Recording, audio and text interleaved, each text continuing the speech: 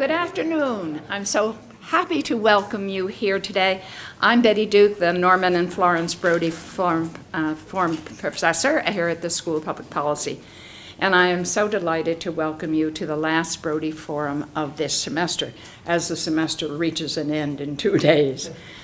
I want to tell you just a little bit about the Brody family. Florence Brody was an alum of this university, and Norman always said he was an alum by marriage. And they believed in the power of education to change the world, because they thought through ideas and leadership we could make a better place for us all. And such, they then endowed this policy forum for America here at the school. And they have now gone on, and their son, Bill, and his wife, Susan, carry on the family tradition along with their stepdaughter, Deirdre, and his sister, Sherry, and her partner, Bonnie. So we're very blessed that the Brody family put their heritage into this school. And this is a long-standing fellowship of thought. And so I'm happy to serve in this capacity today. The speakers over the years have been leaders of thought of the time. Government officials, media, academics, writers, government, media, members of deliberative bodies, and I could keep going. But today it is my pleasure to introduce somebody who does not need an introduction, but it is my pleasure to do so, which is our dean. I'm going to introduce you to our dean, Bob Orr. Bob has been our dean for over 8 years. During that time, he has led the expansion of this school. And I'm going to talk about the expansion of our academic world, which was just a small graduate school when he came here, and now we have an undergraduate program, we have our executive program, and we try to integrate them all together, and he's been a real leader in that process. Prior to joining us, he was the Assistant Secretary General for Strategic Planning at the United Nations from 2004 to 14. And prior to that, he was the Executive Director at the Belfer Center for Science and International Affairs at the Kennedy School at Harvard. And before that, he was the Director of the Council on Foreign Relations, and he has had significantly senior positions in posts in the government of the United States. And so it is my real pleasure to introduce the man who brought us to this beautiful building and who has expanded our programs. Please welcome our dean, Dean Bob Orr.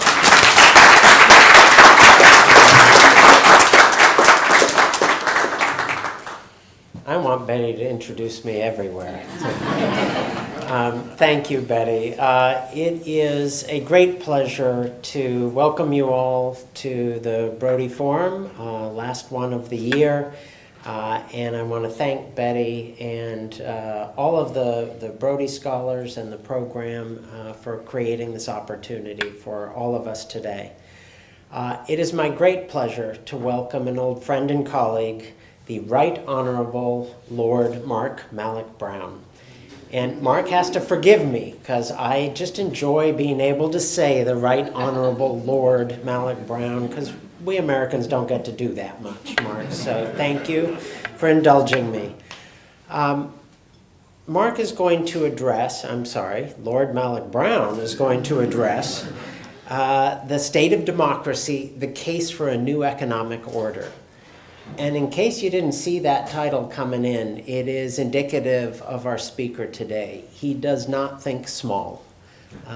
He never has, and I'm going to hazard he never will think small. The Brody Forum is about leadership. It's about enabling our community to dialogue with national and international leaders. I could spend about 15 minutes on his CV, Deputy Secretary General of the United Nations, Administrator of the UN Development Program, Chief Reformer of the World Bank, although I'm not sure you want to have that as your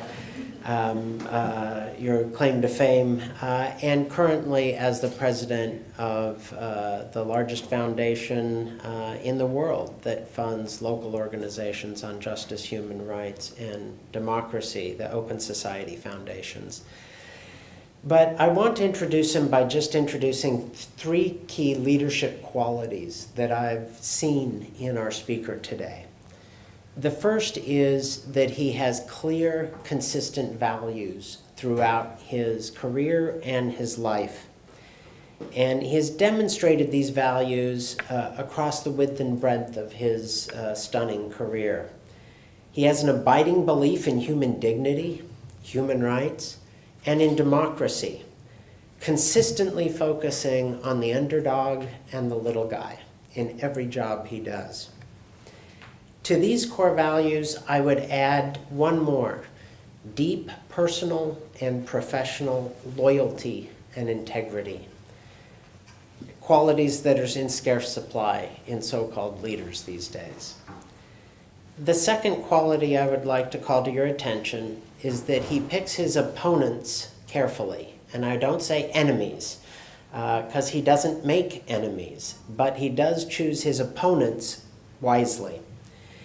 The list of Lord Malloch-Brown's opponents over the years is really an all-star cast. As a young political consultant, he took on Augusto Pinochet in Chile, Alberto Fujimori in Peru, Ferdinand Marcos in the Philippines, among many others. But more recently, at the Open Society Foundations, he has crossed swords with anti-vaxxers, climate deniers, the Taliban, and the military junta in Myanmar, to name just a few. But my personal favorite is taking on the host of right-wing ideologues in the United States when they decided that the UN should be brought low and perhaps ended through generating the so-called oil for food scandal. Our guest today was the person that the Secretary General of the UN, then Kofi Annan, turned to help defend the organization. The third quality that I want to call to your attention is that Mark transforms the institutions he works for. And while I joked a little bit about the World Bank, Mark was the driver of, at that time, the most thoroughgoing reform of the World Bank that it had yet seen. At UNDP, he moved democracy to the center of the organization, in an organization that was allergic to integrating so-called political concerns with economic and social development. He transformed his cabinet department when he was minister in Gordon Brown's government. And now, as the president of the Open Society Foundations, he has fundamentally transformed this major institution on the global stage. I would like to just conclude by saying that the organization that Lord Malloch-Brown now runs is the largest private funder of independent groups working for justice, democratic governance, and human rights in the world. And that means he's in the middle of a lot of big questions and big fights on an almost daily basis. So it is our great pleasure to welcome you today to talk about democracy and the new economic order. Thank you for coming, Lord Malloch-Brown.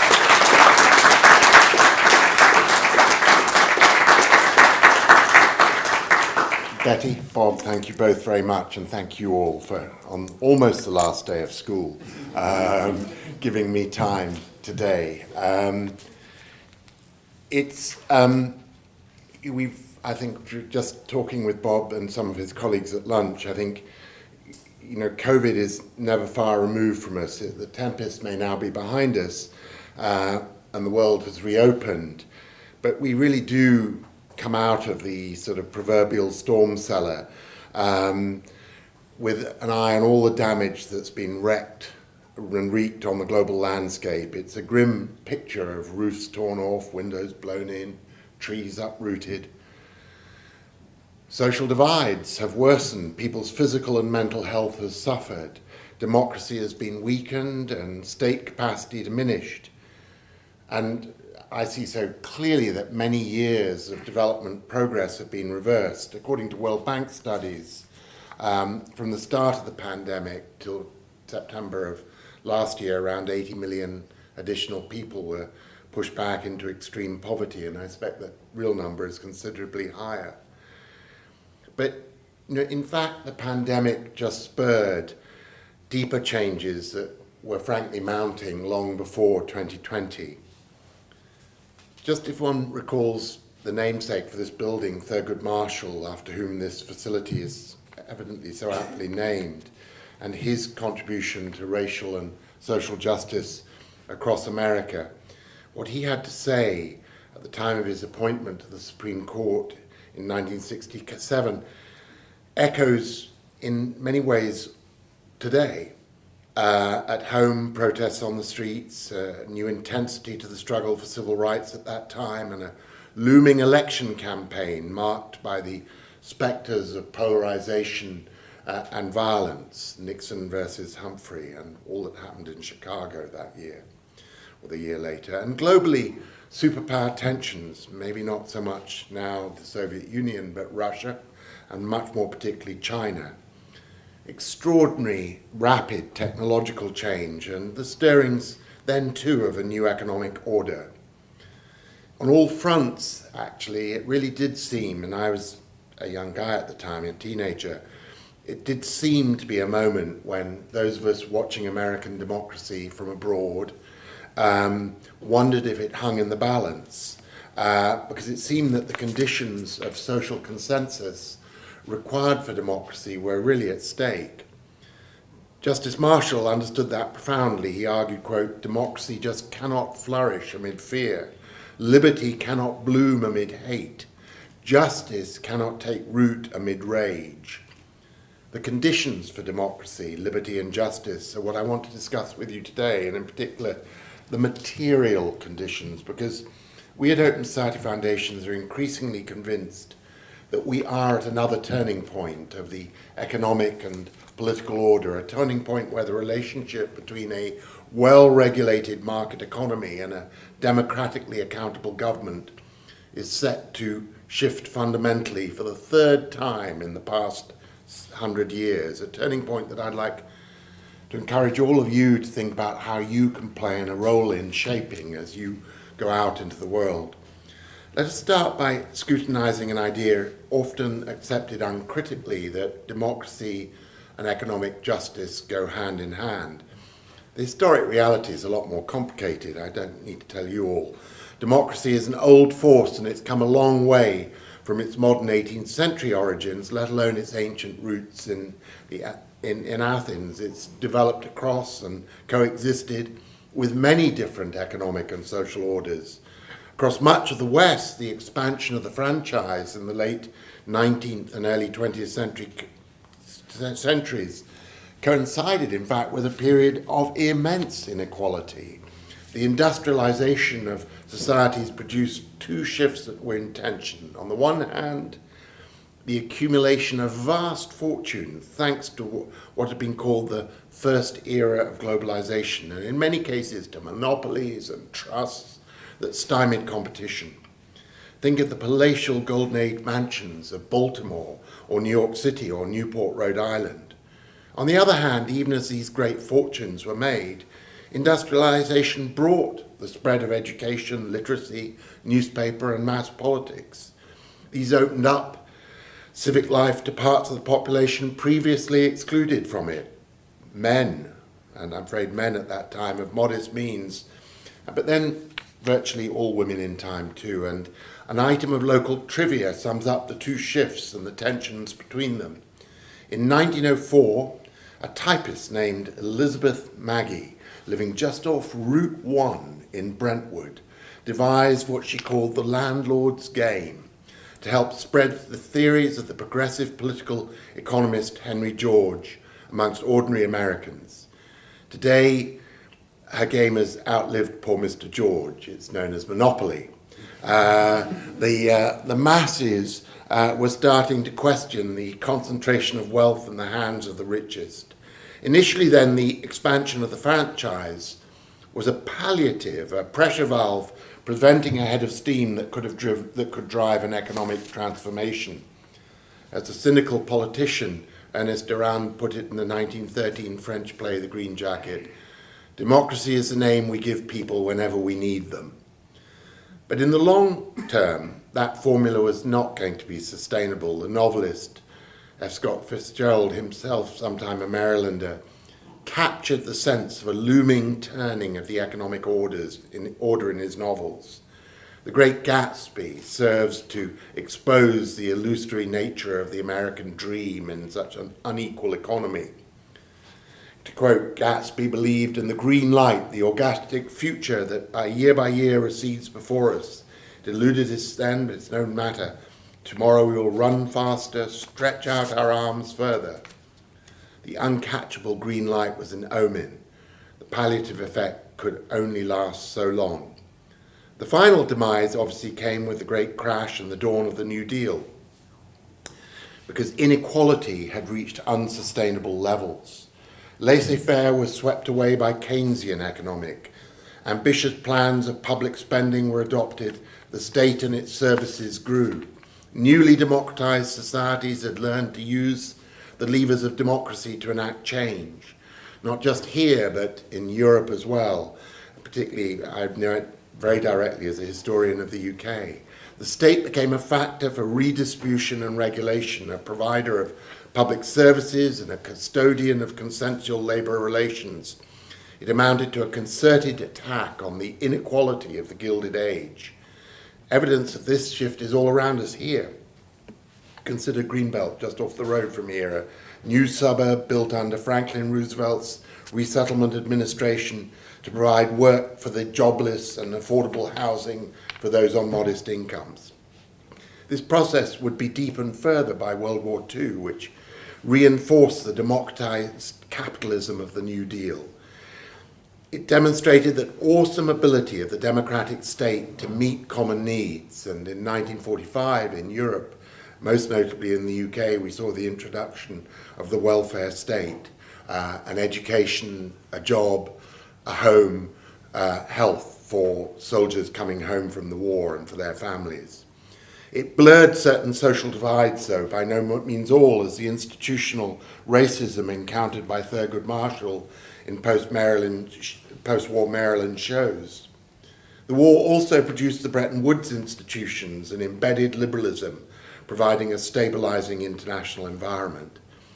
If Western establishments, alarmed at the march of communism and anxious to show that democratic capitalism could deliver prosperity, the result was what economists call the Great Compression, an unprecedented narrowing of the gap between the richest and the rest that would last until the 1970s. Then the demise of the Great Compression coincided with the rise of what the historian Gary Gerstle has called the neoliberal order. Gerstle defines this as a constellation of ideologies, policies, and constituencies prizing free trade and free movement, deregulation and globalization. And it might be added, along with it has come renewed inequality. So this too was a democratic shift, yet many of the ideas had been seeded by an elite network of free market economists. And yet in the US and Britain, neoliberalism benefited also from a marriage of convenience with neo-Victorian moralism. But it also responded to genuine failings in a New Deal model that could be too top-down, too paternalistic, and too optimistic about the capabilities of the state, and above all, too costly. Detroit seemed briefly a model for automakers and union leaders dividing the profits. But suddenly, America was driving Toyotas, not Fords. They were cheaper. As Gerstle writes, losing the capacity to exercise ideological hegemony signals a political order's decline. I saw this myself in 1970s Britain as trade union militancy and economic sclerosis paved the way for the coming conservative revolution. Election day in 1979 coincided with press day at The Economist, where I was working as a political correspondent. In those pre-digital and heavily unionized days, we had to prepare 2 lead articles, one for the event that Margaret Thatcher won and one for the event that she lost. It fell to me as a junior political writer to write the second of these, so I dutifully turned in a piece explaining that Thatcher had been too divisive for a country that was not yet ready for her. Of course, she won.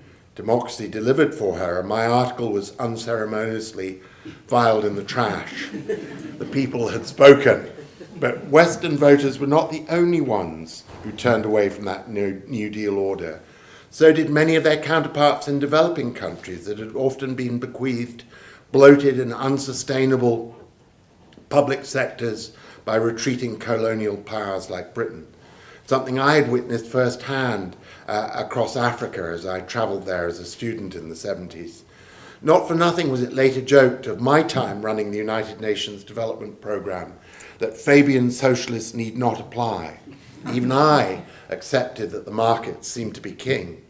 And just as the end of World War II turbocharged the New Deal, so the end of the Cold War turbocharged the neoliberal order.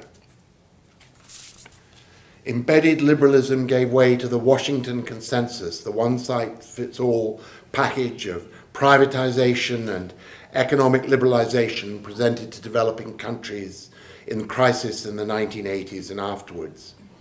The spread of democracy and free market globalization were all too easily mistaken for two sides of the same coin, a notion that anthropologists Peggy Levitt and Sally Merry have dubbed the neoliberal package. And just as the New Deal forged a consensus spanning the mainstream left and right, so the neoliberal order achieved the same feat. Think Tony Blair and Bill Clinton accepting the core economic principles of Thatcherism and Reaganism, just as earlier Eisenhower, a Republican president, has been one of the best New Dealers, building the interstate highway system. Now, however, that neoliberal order has also broken down. It has lost the capacity to exercise ideological hegemony. Some trace this to the global crisis of 2007-8, but it's been a more gradual process. From the start, many in the global south abhorred the injustice of the Washington Consensus that placed the burdens of economic adjustment on the shoulders of the poor. Like past economic orders, neoliberalism succumbed to its own internal contradictions. Voters accepted the harsh winds of creative destruction in return for broad-based prosperity. But ultimately, that deal failed. The prosperity was not delivered. The winds have been harsh, though. Look at how Baltimore's share of manufacturing employment fell from about a third in 1970 to 7% in 2000, and yet lower today. And yet that broad-based prosperity that was promised looks ever more elusive. In America, over the period 1993 to 2015, the top 1% captured 52% of the increase in real pre-tax incomes.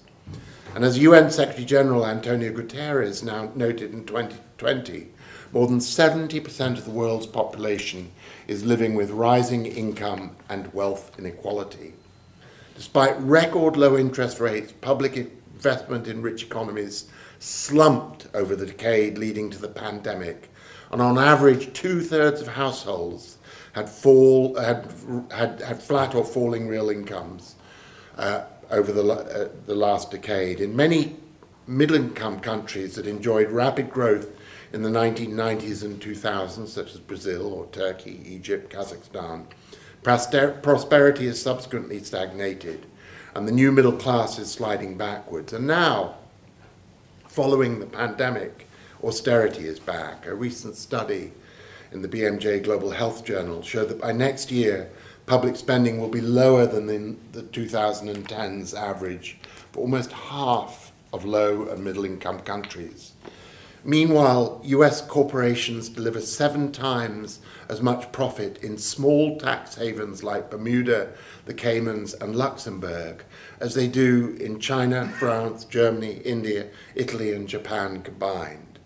As Secretary General Guterres puts it, while we're all floating in the same sea, it's clear that some are in super yachts, while others are clinging to the drifting debris. These are the statistics of an economic order not on the up, but rather one failing. They're manifestations of a vacuum caused by the decline of one such order, with then out a new one waiting in the wings to replace it. And that vacuum, all manner of populism and authoritarianism can thrive. In his recent book, The Economics of Belonging, the Financial Times columnist Martin Sambu explains how economic polarization can translate into political turmoil. Being economically left behind creates psychological and physical stress. Some explain this as resulting from a need to compensate the missing personal control. Collective control by a homogeneous group or a decisive leader with whom one identifies can provide this compensation.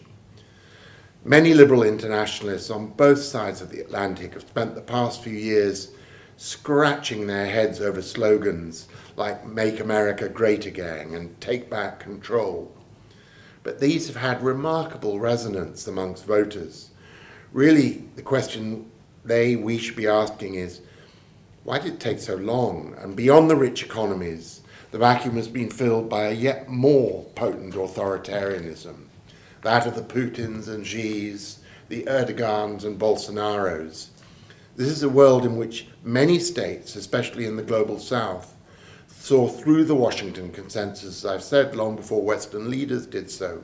A world in which the neoliberal order always vied with state capitalism in a contest that pitted Western donors against the people. A world in which the neoliberal package never made much sense, and which globalization and democracy had no natural mutual affinity.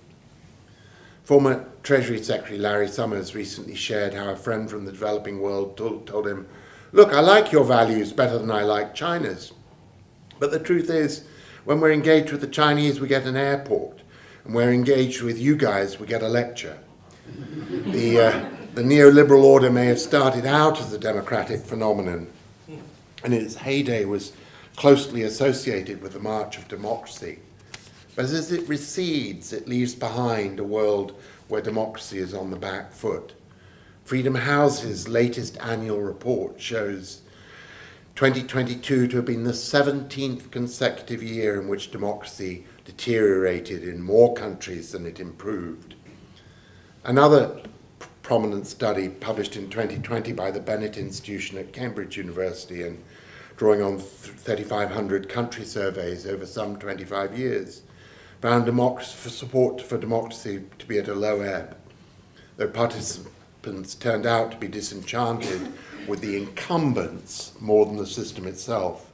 It found millennials to be the most disillusioned generation in living memory. Meanwhile, multilateralism, democracy's sibling, is in equal dire straits. Built to address the last century's problems, international institutions are all too often outdated, ineffective, and captured.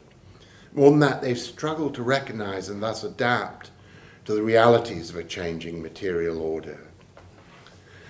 Samantha Power, the administrator of USAID, recently put it like this: amongst the biggest errors many democracies have made since the Cold War is to view individual dignity primarily through the lens of political freedom, without being sufficiently attentive to the indignity of corruption, inequality, and a lack of economic opportunity. The cumulative effect of these failings is a world of polycrisis, a world of overlapping configuration, which together are more than the sum of their parts. COVID-19 was one, exposing as it did the costs of rising inequality, ever more lasting and complex conflicts, and stalling global development. The IMF last year reported that some 60% of low-income countries and 25% of emerging markets are at or near debt distress. Today, we can see the polycrisis in the tragedy playing out in Sudan. You've seen news reports about the evacuation of Western nationals from Khartoum, but behind the headlines there lies a deeper story of failure of the multilateral system, as well as the agony of the tens of millions of Sudanese left behind. It is a story of a desperately poor country hit by climate change that has seen locust infestations, crop failures, and almost 1 million people affected by flooding in 2020. A country that received over 70,000 refugees from its war-torn neighbour, Ethiopia, a third of them children. A country that's been heavily exposed to the surge in grain and fertilizer prices caused by Russia's invasion of Ukraine. And a country that has been suffered especially from the collapse in international spending aid spending since the pandemic. And a country that has long struggled with ethnic, religious, and geographic divisions. as well as urban-rural tensions and conflict between between herder and farmer, now exacerbated by climate-induced land pressures.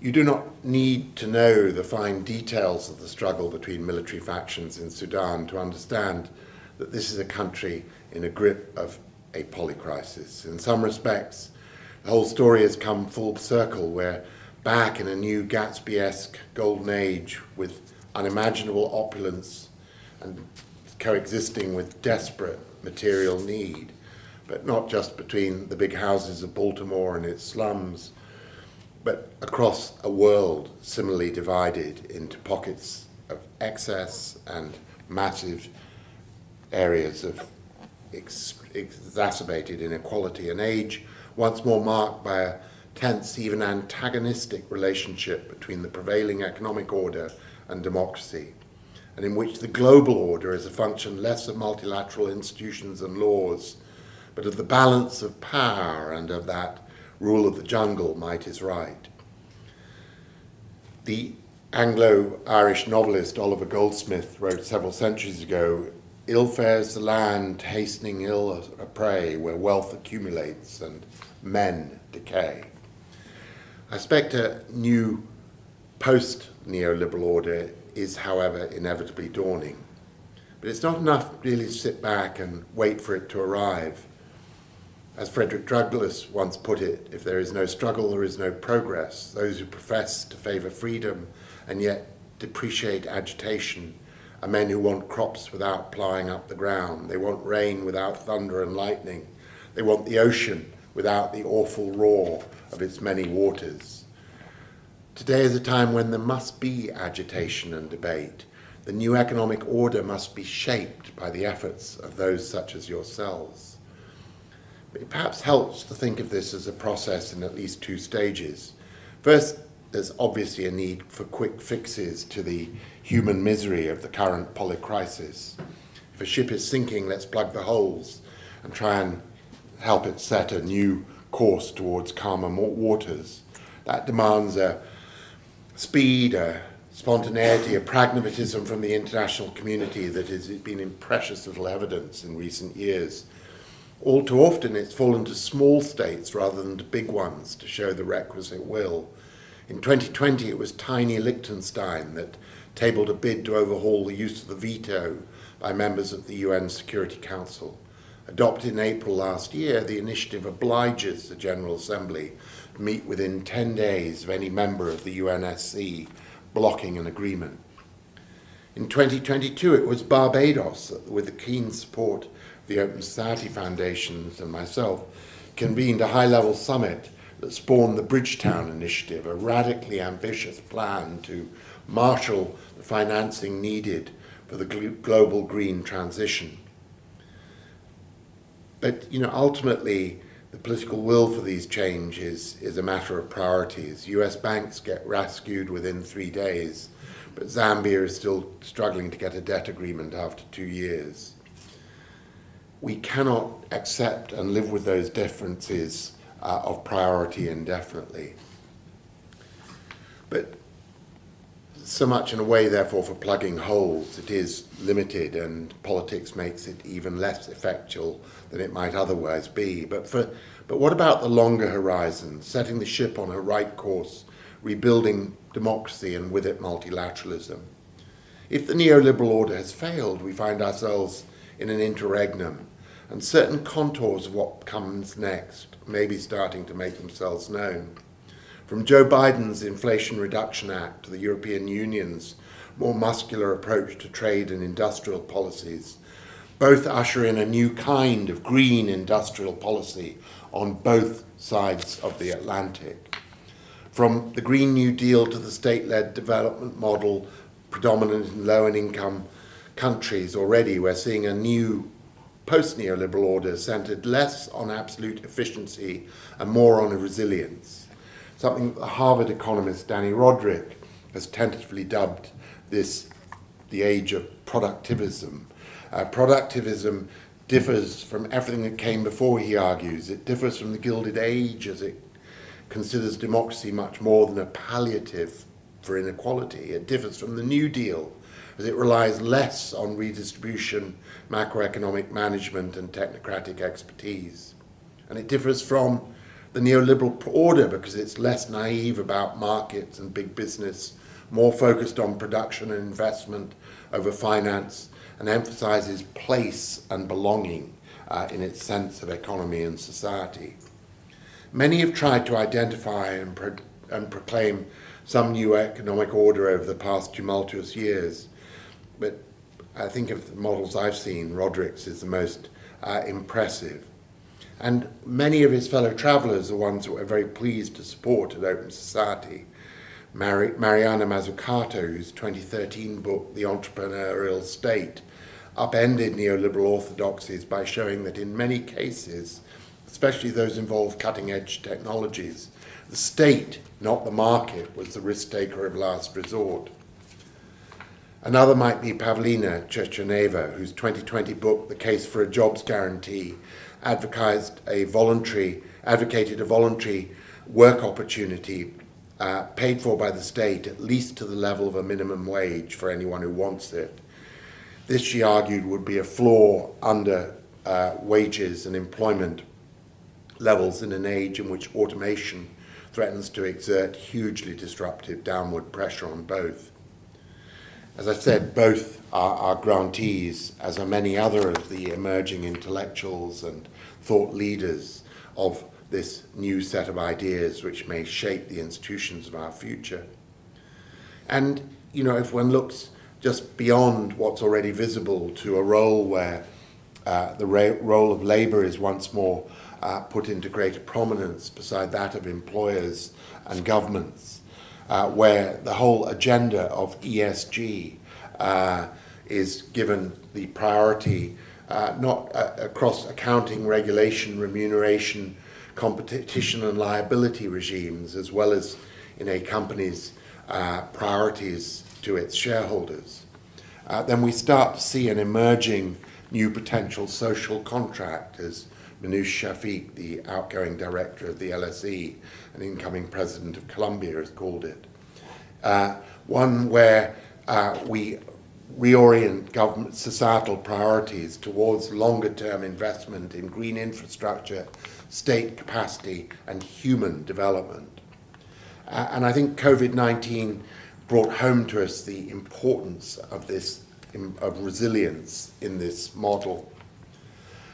And, you know, we're seeing the demands of climate change are placing on states. New heat records were set day to day last month across Southeast Asia, with schools closed, power cuts and workers told to stay home in Vietnam, Laos, Cambodia, and southern China. Far worse is to come. We're confronted with a series of fundamental questions. Is bigger government here to stay? Will they be enabling or overbearing? And what international framework is required to sustain government of the future, to protect the rights of individuals, even as we lean forward into a more progressive, activist government than we've been used to in recent years? And in that context, the UN and other multilateral institutions must change, perhaps even to survive. And, you know, I think the challenge is to what extent that can happen. You know, I myself saw firsthand, and Bob was kind enough to refer to it earlier today to me, of our efforts to promote the Millennium Development Goals, which, when he was just a Washington insider long before he discovered God and Maryland, he was a bit skeptical about. But, you know, I think as we move forward, we'll see a UN which is much more, if it is to survive, you know, a coalition of not universal gatherings of states, but those states who will deal make to drive forward progress, whether it is on climate, the regulation of AI, the addressing of migration movements, etc. And it will both be more transactional in the sense of the coalitions that are built, but more of a campaigning organisation that gets from behind the sort of diplomatic walls of the East River in New York and is seen out on the streets and fields of society around the world, in partnership with a much empowered civil society, which again needs to find its own place in this emerging new order that I think is on its way. And, you know, if there's, on that last point, one watchword for this new framework of global governance, it must be inclusivity. Whether it's COP climate talks, the G20, the UN, elsewhere, you know, we're seeing this big push for what is shorthand called the Global South, for the countries, low and middle income countries of that region, to be given a voice that they have been excluded from so far. Because only with their inclusion are we like to find a multilateralism that has the roots and staying power for the new world that we are going into, a world where Africa will very quickly become the largest single population center in the world, for example, or continent in the world, for example. And, you know, as this moves forward, you know, the challenge for us at Open Society is this new world one where collective rights trump individual rights, where the interest of the state to build that green transition, provide inclusive growth, means that it's at the expense of human rights or in support of human rights. And it's not at all clear where that battle lands, as it's not at all clear where the battle for democracy lands.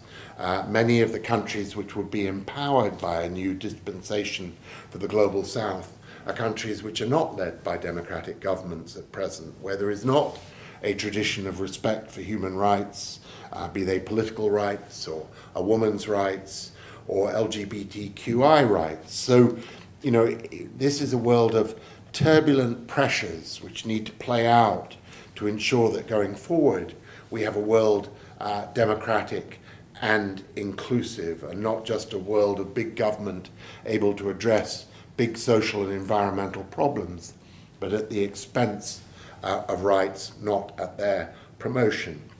And, you know, finally a word about ourselves, OSF. You know, I look at this emerging world in two ways.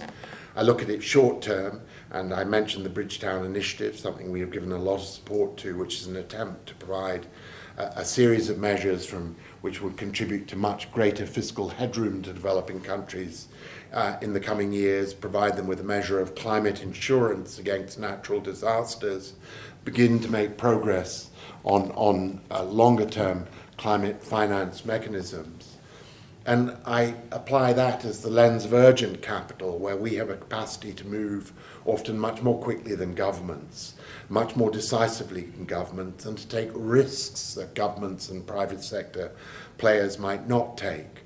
But then I think we have a second risk, second window, which is our patient capital.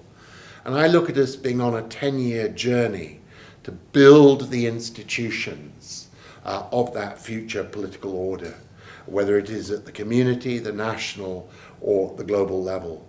And I look at it as, you know, a democratic journey, that it's not our job as a foundation accountable only to our board and our founders to design that new order. Our job is to fund those whose debates and clashes of ideas and whose often angry clashes of debates and ideas will allow that new set of institutions, social movements and ideas to emerge that form the framework for a better governed world in the future.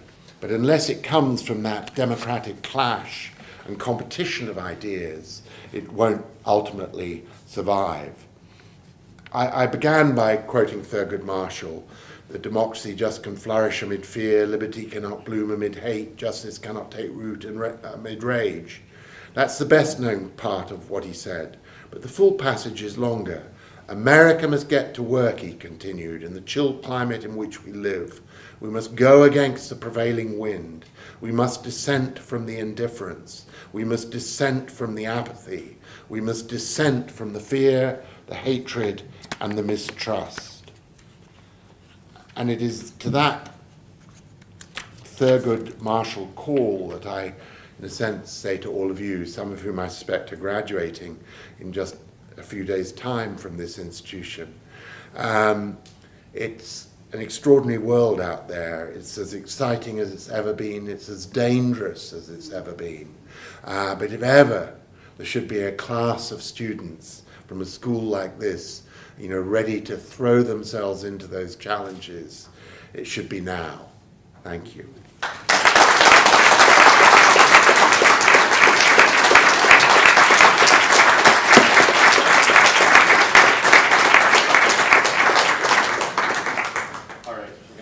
Transition to the Q&A portion of the event. Please speak into the microphone. I will come to you, and even if you're loud, I will still come to you. That's how it gets. Meredith. Hi, thank you so much. This was really, really great. I was thinking during your...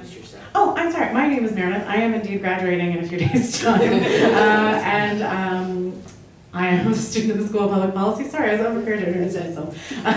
Thank you so much. I was thinking during your talk a lot about disruptors, and I was thinking a lot about how myself and many of my peers feel that there's a lot of work going on that we can be a part of, but without kind of adhering to a lot of old norms and a lot of old ways of thinking and operating, it feels very difficult to arrive within the powerful institutions that we are interested in being part of and contributing to. So I'm sort of interested in what you think makes it possible for someone to be thinking at this level and operating at this level, but find themselves within institutions that are established enough to operate in the way that we're talking about. Thank you. Well, look, great question. And those two earlier orders I talked about, the New Deal and the neoliberal orders, were both designed by a bunch of policymakers and academics from a very narrow range of universities and think tanks, most not more than 20 miles from here. The New Deal was designed by a group of liberal activists around Roosevelt, and if it had an intellectual history beyond that, it was places like Harvard that had produced it. The neoliberal order, much more a group of right-wing think tanks, University of Chicago, some other places, but again, a very closed system of a handful of people who knew each other and grew up together with each other as graduate students, and then young policy advocates and young members, first of the Roosevelt administration and the later one, the Reagan. And what I think is going to be different this time is this is really going to come out of a global debate, not just involving a much wider set of Americans, but involving the world. And, I think we will see that, and I see this after a career in development, that, some of the very best ideas are not going to come from anywhere near here. They're going to come from communities in the most unlikely places. An often excited example, to the extent that I'm almost embarrassed to repeat it, is something like the M-Pesa money transfer system in Kenya, which is much better than anything you can get in the UK. I mean, I had a strange call with our current vice president who was going to Zambia, and was getting my advice before she went, and she's had a great trip and all the rest, but all her staff had been telling her, we're going to bring digital inclusion to Africa. And there is so much more digital inclusion on the African continent than there is in the eastern seaboard of the United States. It's no competition, in the sense that a lot more innovation, a lot more use of digital technologies for banking, for transferring monies to relatives back in the village, etc., etc. And so, somehow as we move towards a new vision of the interplay between technology and society, I think whole new threads are going to be, drawn in of people and ideas and issues. And it's not just that the West doesn't anymore have a monopoly on it, it's just that, if communities in India or in Africa or many other parts of the world just have much more frontline experience of how these technologies are playing out in their lives than people here do. And it's, you know, much more frontally often part of their university and education experience to think about how can these things make our lives and our families' lives better. So then I come to you, and how do you play into that? Because, you know, I don't think the answer is the obvious one, you know, of go apply for the Young Professionals program at the World Bank. You know, I think there is so much more interesting and diverse an array of institutions that are going to be engaged in the making of this new world, that, you know, what's really matters is the richness and legitimacy of your ideas and contribution. Because I think we're moving to a world where they will cut through. And that is the case whether you are working, you know, in Baltimore or Washington, or Delhi or Nairobi, you know, and whether you're working at the local government level, at a corporate level, civil society level. You know, I think we're going to be into this age of movements and ideas where, you know, we're all going to be casting around for how to do things better. You know, because we're living in an era where government has failed. And, you know, that's why we've had those 17 years of decline in the Freedom House statistics. So, you know, it is, in its way, a revolutionary moment. And so I would really urge you to, you know, think about where your skills are, where your passion is, your ideas are, and follow them. And that'll find you your audience. You don't need to start from trying to get a perch on the bottom rung, you know, of an institution which actually may be past its heyday. Thank you very much. My name is Lynn Marie Edwards. I am from the Caribbean, Trinidad and Tobago. So I was happy to hear you mention the Bridgetown Initiative. Mm-hmm. So my question is, what impact, if any, does this new economic order have on international aid? And I'm thinking about Haiti in the Caribbean. Since the 1950s, it's received over $58 billion in aid, 38, sorry. And it's known as the Republic of NGOs. It's not a failed state, it's an aid state. So how does this new economic order impact international aid? Well, I think, you know, what Haiti shows is, you know, the size of flows are very secondary to the quality of the relationship between the recipient government and the donor source.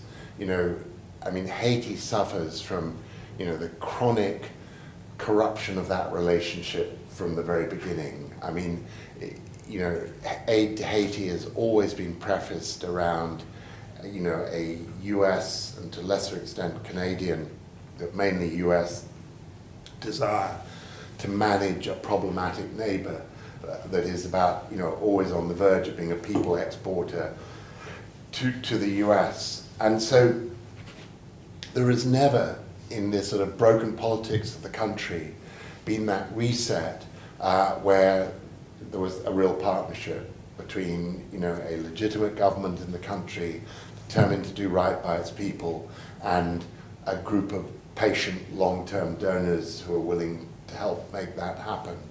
And in that sense, it's for me a metaphor for the wider aid dilemma. The aid architecture is a 1945 product. It comes from an era, you know, where it wasn't designed to be explicitly colonial, but it came from an era when everybody's understanding of economic structures was implicitly colonial, because that was how the world economy was organized. And so it's allowed aid to grow up with this sort of paternalism to it, which often tips into the sort of Washington consensus type, sort of, if you like, authoritarian paternalism.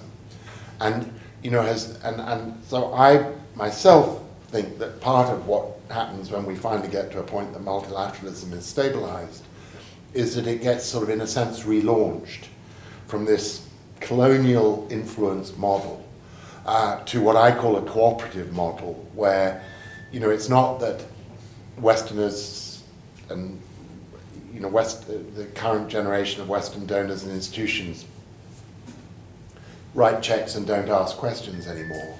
It's that it is within a social contract of balanced responsibilities between both sides and transparency between both sides, where a country will design its economic plan and will secure support for that, but then agree to spend its money transparently, because, you know, there's no getting away from it. Maybe if I move from Haiti to Africa, you know, where there are very large aid flows from the World Bank and bilateral aid departments, you know, we are at a point where, you know, annual illicit outflows of capital from the continents pretty much equal aid inflows. The system is completely corrupted and broken.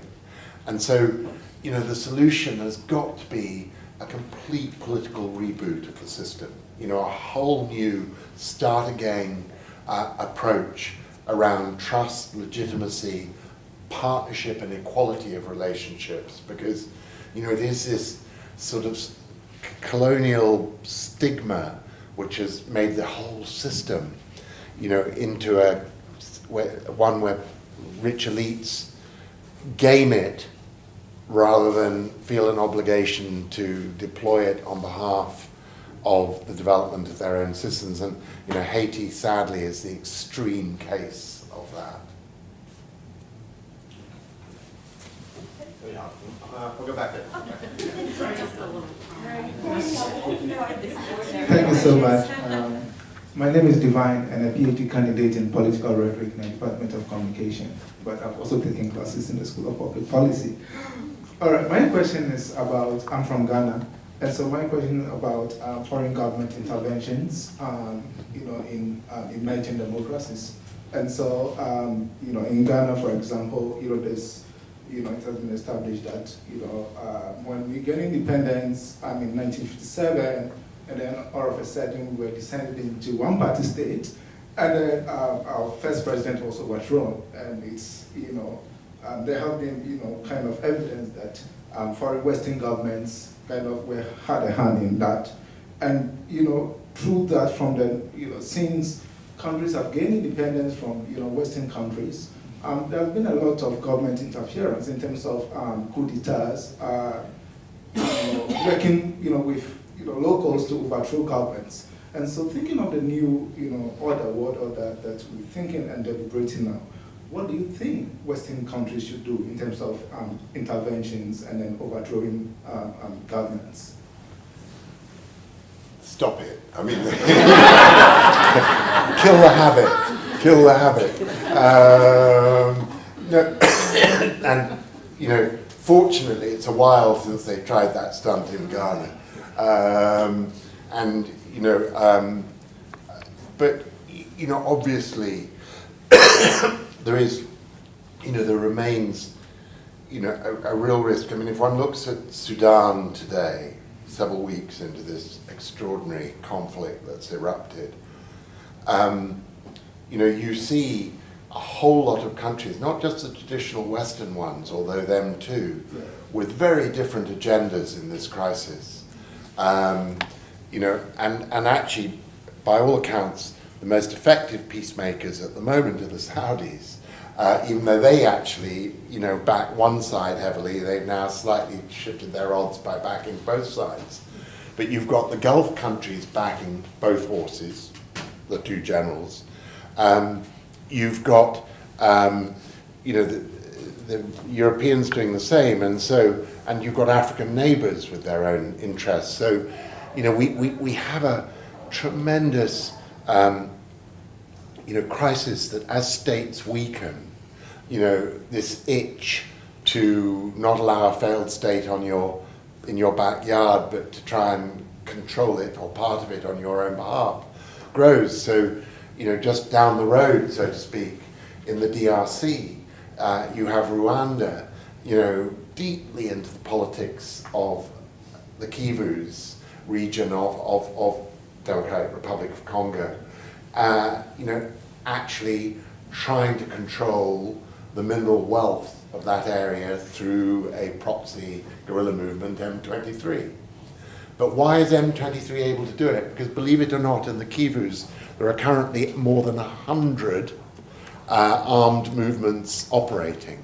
So you're seeing this steady breakdown of state security and control, and then neighbors, and in the case of the West, non-neighbors, exploiting it. So this issue of, getting back to the integrity of a system where, it is not okay to intervene in your neighbor's territory. And it's why, while obviously the Ukraine war deeply divides people, why the Western observation, which is not one that they've always respected themselves, which is thou shalt not invade thy neighbor without due cause, remains such a critical principle of international relations. Because, if Putin is able to get away with this, in a sense, every tin pot dictator elsewhere thinks the same. And, for me, as a long time sort of student of all of this, the damage the Trump years did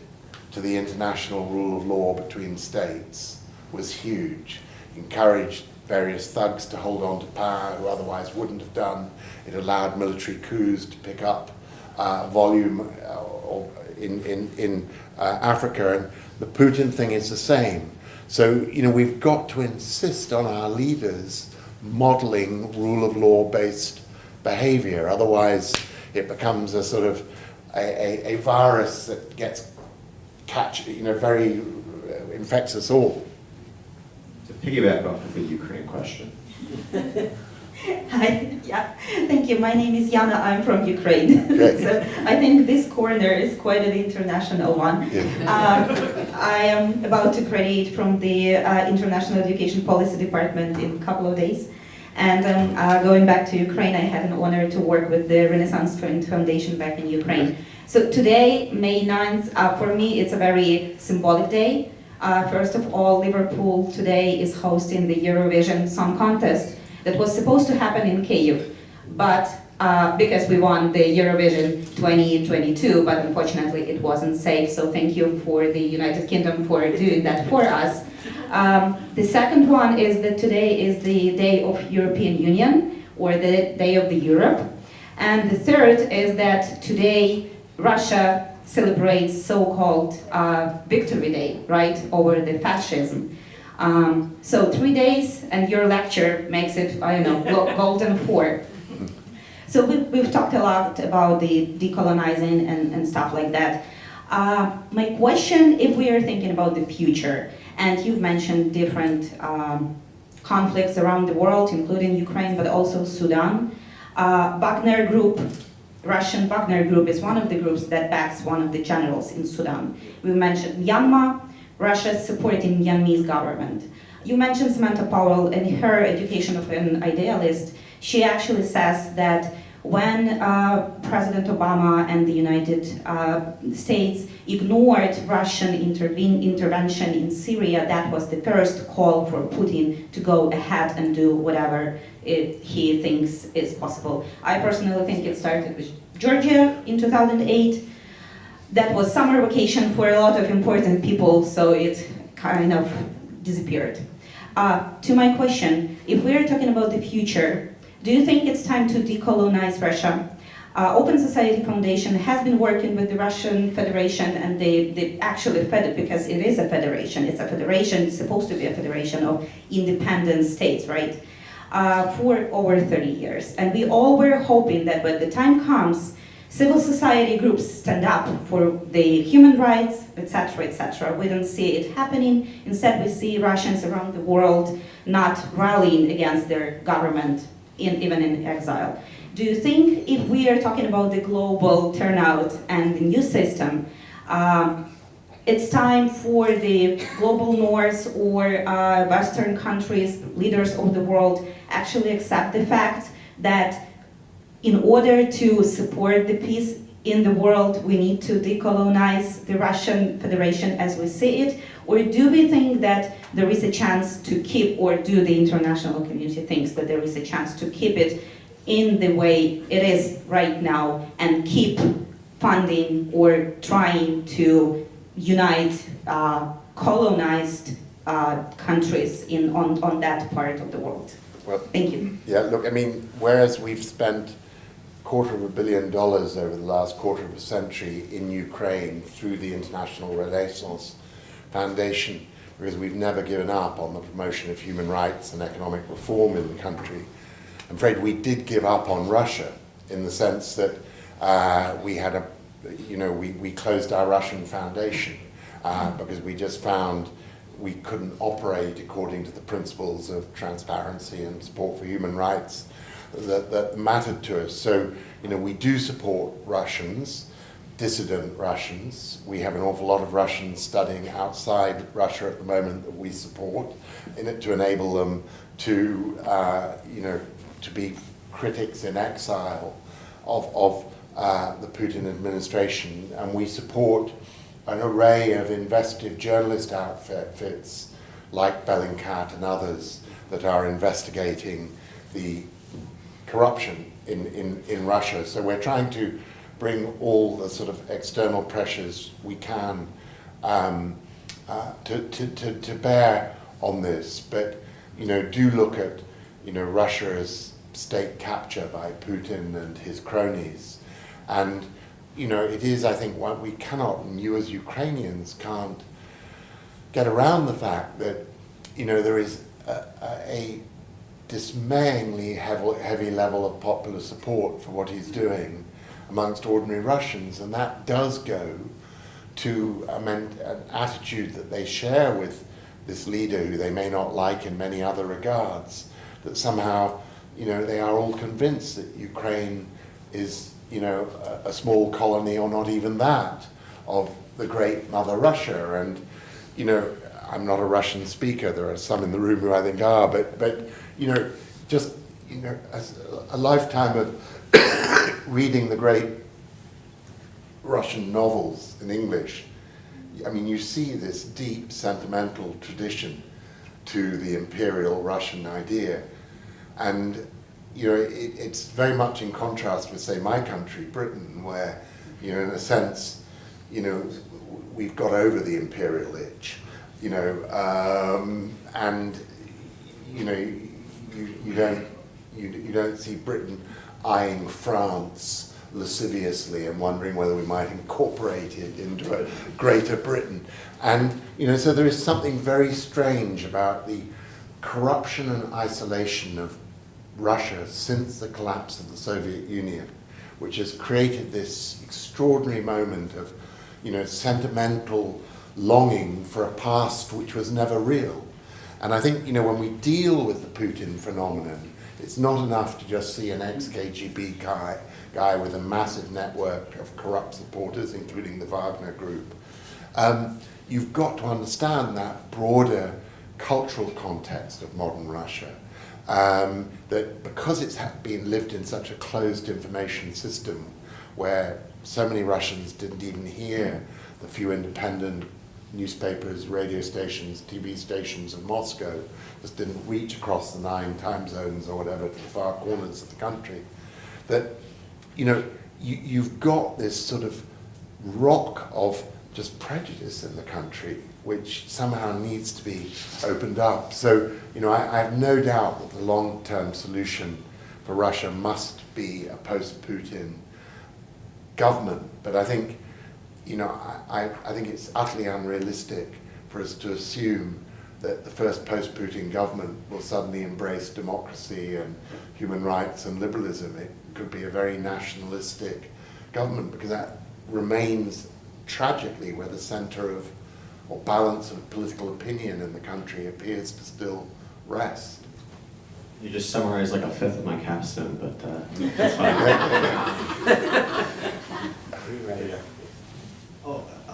I think your lecture is really meaningful and informative. I'm Frank. I'm from China, and I'm going to graduate in this summer. Okay. I'm glad I'm having 2 more months here. Yeah, I'm not graduating this May. Okay. So as you know that the democracy in China is different from the other countries. So as China's economy is going to evolve in the world and open up to the world economy as much deeper. So are you optimistic or pessimistic about the democracy situation in China?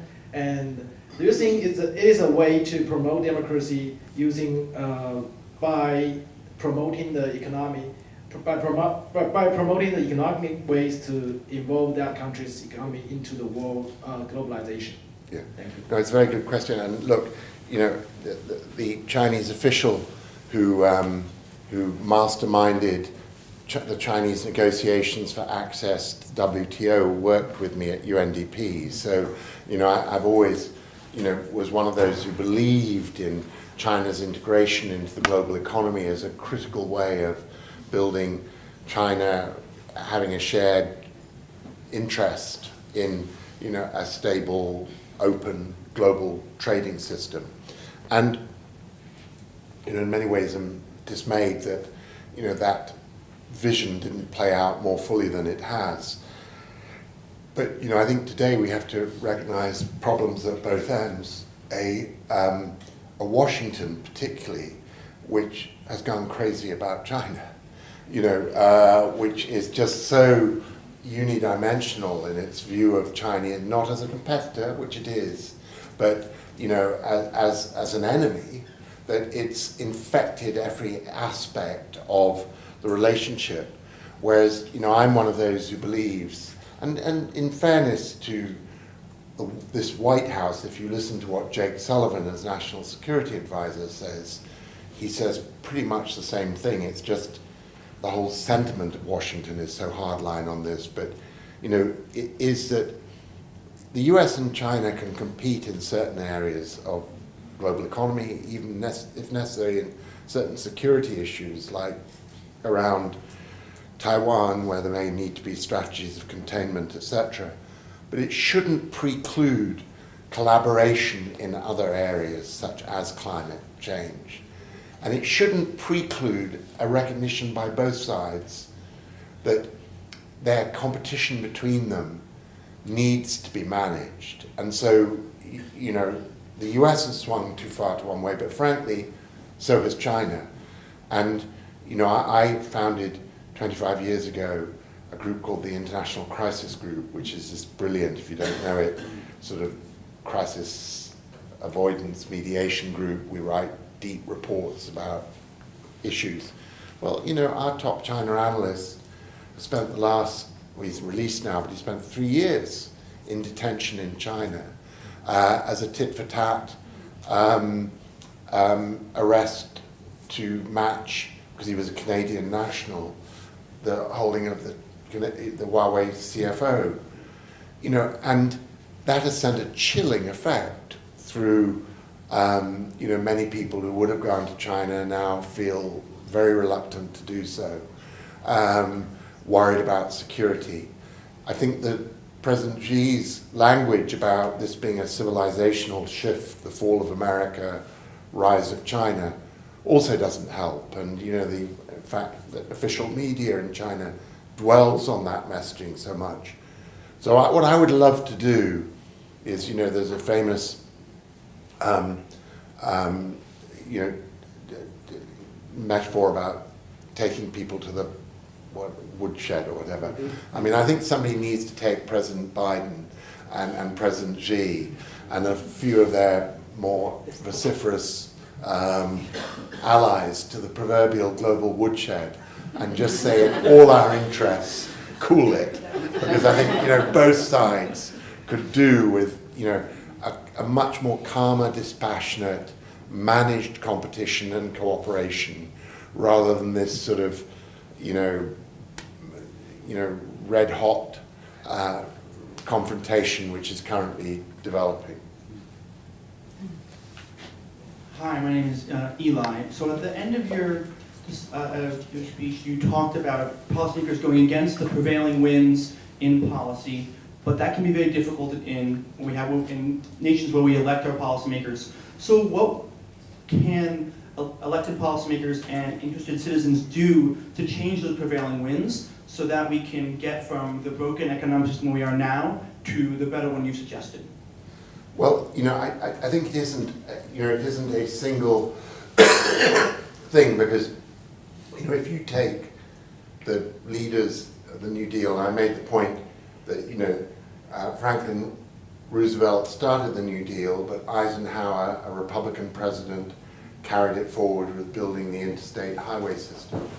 And actually, it's a little bit of a sort of historical side point, but living and working in America as I was when Jimmy Carter was president, actually the neoliberal order started with him, not Reagan, in that he deregulated the American airline industry in a way that every one of us who wanted to actually get on a plane and fly somewhere brought power to him. We loved it because it was just impossibly expensive and the schedule never allowed you to fly where you wanted. So this liberalization of the American economy, even though it's associated with Republicans, began in that case with a Democrat. And then later, as I mentioned, President Clinton was as big a liberalizer as Reagan had been. And so my point in giving you those examples is my experience of elected officials is, in general, they are often much less independent than you might imagine. They are governed by a prevailing set of orthodoxies, and they work within those parameters. So, in Britain, a Labour government follows a Conservative government. Here, a Democrat follows a Republican. But if the shaping ideas of the kind of society you want is strong enough, really the debate is about who can manage those ideas best rather than challenge. So I think you've got to accept that concept of, the real change makers, those who contribute to the development of that new body of ideas which sort of shapes the political environment that people work within. Now, having said that, elected officials can have a lot of influence. We in the US, and it's quite controversial, but we for years invested here in criminal justice reform and tried to get prison sentences made shorter and just generally less draconian. I mean, this is a country which locks up more young men as a proportion of population than I think anywhere other than El Salvador in the world. And so, we've always, as a foundation, felt there is too much incarceration in America. And for 20 years, we funded lots of small NGOs that were working to change the climate around this. And then, not me, but one of my predecessors concluded that actually what we needed to do was get progressive people elected as district attorneys, into state judicial offices, because they could actually change the sentencing rules. If they had to get a plebiscite onto a ballot, they could, or referendum, or if it was within their own authority or that of the state, Senate and House to do it, they could do it.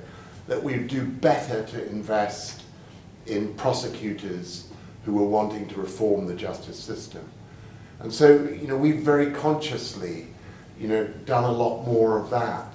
We're very careful not to be in the business of choosing which prosecutors, but we support organizations that in turn support the campaigns of prosecutors who want to reform the justice system.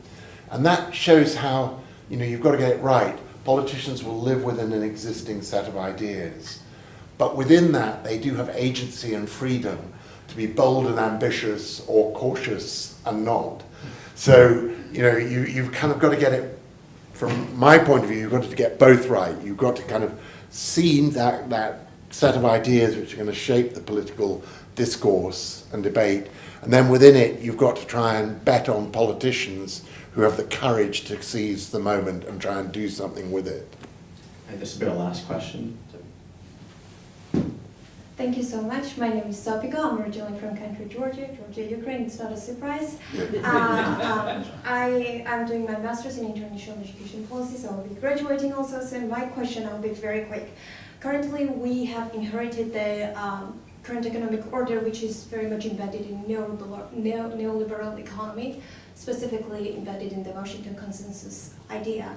And it's not a surprise that this idea caused the conflict of interest in terms of different agendas that has always been posed globally. So my question for you is, how do you think how does a new economic order change these agendas, how it can be affected, and how does it affect the power dynamics, specifically global north and global south. And most importantly, everything often comes down to funding and financing, and who do we hold accountable to make this change happen, and where is it coming from? Because it's hard to pause the current machine that is working and keeps going, and we need to start the changes from somewhere. What are some of the pains and gains we should be looking forward to? Yeah. And by the way, I do agree with the point about 2008 in Georgia. Thank you. I was the UK minister at the time, and I kick myself to this day that we didn't do a better job of Thanks a lot, thank you. You're stopping doing it that. now, you're giving us missiles in Ukraine. Yeah. Great, and we'll help Georgia after that. We got Georgia. Yeah. But look, it's a very good question, and I, you know, I don't. Again, there isn't a single answer, but just as the New Deal was defined in part by Soviet-American competition, the reason that it was so important that the auto workers in Detroit that I referred to got a decent share of the profits the car companies were making was because American political leadership was terrified they'd become communists otherwise. And so, you know, this, if you like, external competition, you know, had a huge disciplining influence on the internal political settlement. And it was once the Soviet Union was defeated that in a strange way America could afford neoliberalism, because it didn't need to worry about workers' rights so much anymore. There was, if you like, that threat had receded. Today we live in an international order defined by two geopolitical overriding realities, maybe three. One is this China-US competition, you know, which is a different kind of threat to, you know, to the one with the Soviet Union, in that, you know, it's not, you know, American workers are not out there claiming they're about to become a Chinese state capitalist or something. It's not, but nevertheless, you know, it has that same disciplining effect on America. The second bit is, you know, the rise of the global South. You know, this sense that developing countries are not going to go on accepting a system where they are kind of left outside the door. And so, you know, these two factors are going to be critical in how the new system is defined and looks. And, you know, when it comes to power in it, you know, I think, you know, if power is not distributed enough to give it legitimacy, the system doesn't succeed. And so in that sense, I think it will be much more of a distributed power system than we've seen before. And, you know, in a strange age of technology and digital communications, that's a concept we're getting used to living with, right? Networked structures. And so I think, you know, it will be of a very different kind of order to what we've seen. And I think when it comes to the economic piece of it as well, in that, you know, we've all been strangely seduced by the large multinational company. You know, we went through decades of what was best for Boeing was best for America, or what was best for GE was best. But in truth, in all our economies, whether it is Kenya or the US or the UK, you know, most jobs are created in the small and medium-sized enterprise sector, the SME sector. You know, it's a completely distorting dominance of the system that, you know, groups like the Business Roundtable in Washington and their counterparts internationally, you know, sort of are the voice of business. The voice of business is somebody, man or woman, with anything from 5 to 100 employees, and they've never managed to organize themselves to be a sufficient voice, so they pay more taxes, they don't get anything. So I think what you're going to see is a steady, through the agency of networks, a steady democratizing of not just political power, but economic power as well, as just a lot more voices find a way of getting to the table. And so it will look like a very different system to these very hierarchical structures that we currently have. Thank you.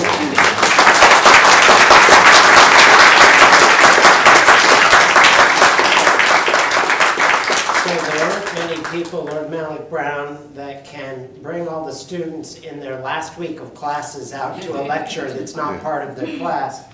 But I want to thank you on behalf of Betty Duke, our Brody professor, Micah Pickus, our Brody scholar, and the whole school for truly a master class where big ideas meet gritty reality and what we can do to improve that gritty reality. So thank you so much.